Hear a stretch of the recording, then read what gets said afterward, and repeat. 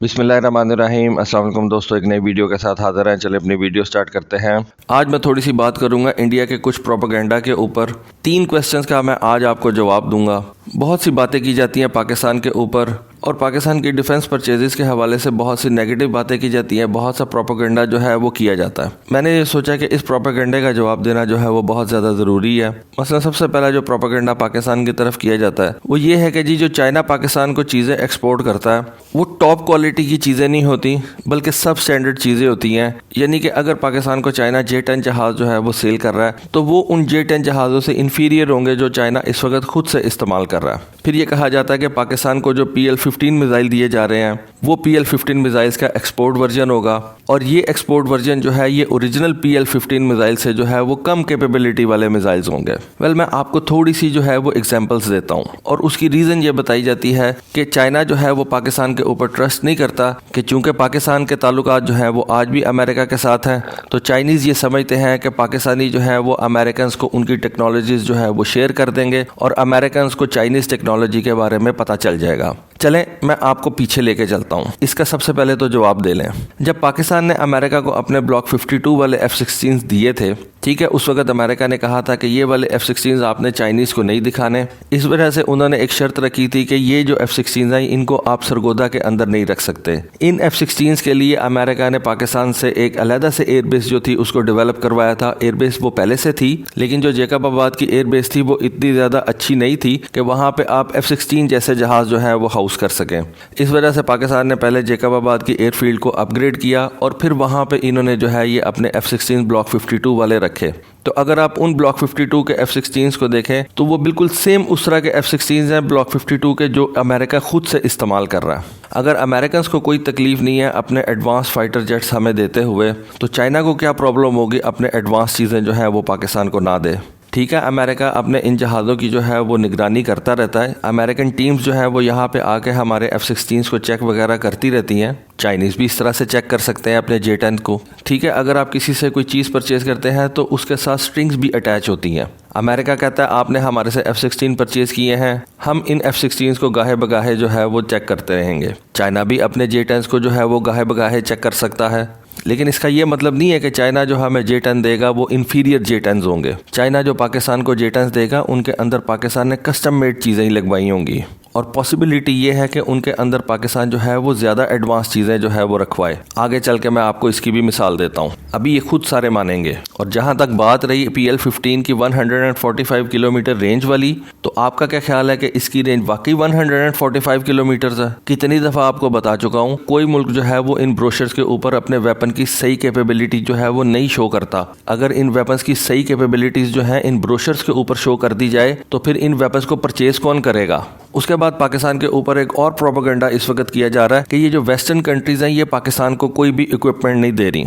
ये अमेरिका की हद तक तो बात ठीक है। उसकी रीज़न ये है कि सीधा सीधा पाकिस्तान जो है इस वक्त चाइना के कैंप में है और अमेरिकन कभी भी पाकिस्तान को वो अपना जो है वो इक्विपमेंट नहीं सेल करेंगे जो वो इस वक्त इंडिया को सेल कर रहे हैं। उसकी एक रीज़न तो ये कि अगर वो पाकिस्तान को वो वाला इक्विपमेंट सेल करेंगे तो इंडिया नाराज़ हो जाएगा। इंडिया जो है वो इस वक्त अमेरिकन कैंप के अंदर है तो इंडिया ये बात करेगा कि हम आपकी जो है वो लड़ाई लड़े हैं इस वक्त चाइना के साथ और आप हमारे खिलाफ लेटेस्ट असला इस्तेमाल होने के लिए पाकिस्तान को सेल कर रहे हैं। तो इस वजह से शायद पाकिस्तान को अमेरिका जो है इस वक्त अपना लेटेस्ट असला ना सेल करे, ना इस वक्त अमेरिका पाकिस्तान के F-16 को अपग्रेड करने की हामी भरे। लेकिन क्या वेस्टर्न कंट्रीज जो है वो भी पाकिस्तान को अपना लेटेस्ट असला सेल नहीं करती? मैं आपकी ये जो परेशानी है इसको थोड़ा सा बढ़ा देता हूँ कि ये जो लियोनार्डो कंपनी है इटली की, जो कि इस वक्त दुनिया की टॉप 10 के अंदर जो है वो डिफेंस कंपनी समझी जाती है, उसने रिसेंटली पाकिस्तान के अंदर अपना ऑफिस जो है वो ओपन किया। एक इससे भी बड़ी मैं मिसाल आपको देता हूँ। कई इंडियन चैनल्स ने पाकिस्तान के नए टाइप 054 जहाज के ऊपर जो है ना वो वीडियोस बनाई।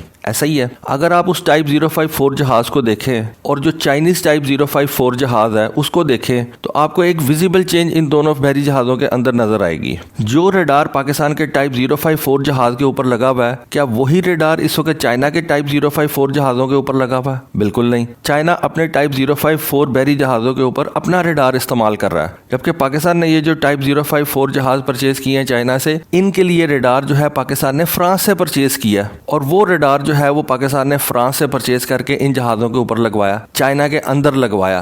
तो आपका क्या ख्याल है कि पाकिस्तान को ये वेस्टर्न कंट्रीज जो है ये इक्विपमेंट नहीं देनी? आप इसी वहम में रहो। और ये तो विजिबल वो चीज़ है जो इस वक्त पाकिस्तान ने अपने इस टाइप 054 जहाज़ के ऊपर लगवाई है। और कौन कौन से सब सिस्टम इस जहाज़ के अंदर हैं जो पाकिस्तान ने वेस्टर्न कंट्रीज से परचेज करके इस बैरी जहाज़ के अंदर लगवाए हैं, वो उसका तो हमें पता भी नहीं है, ना कोई हमें बताएगा। ये रेडार एक ऐसी चीज़ है जो इस वक्त सारी दुनिया के सामने है और आपके अपने डिफेंस चैनल्स जो हैं वो ये बता रहे हैं कि ये वाला रेडार पाकिस्तान ने फ्रांस से परचेज करके इस जहाज़ के ऊपर लगाया। तो आप कैसे कह सकते हो कि पाकिस्तान को ये डिफेंस इक्विपमेंट जो है ये वेस्टर्न कंट्रीज़ नहीं दे रही?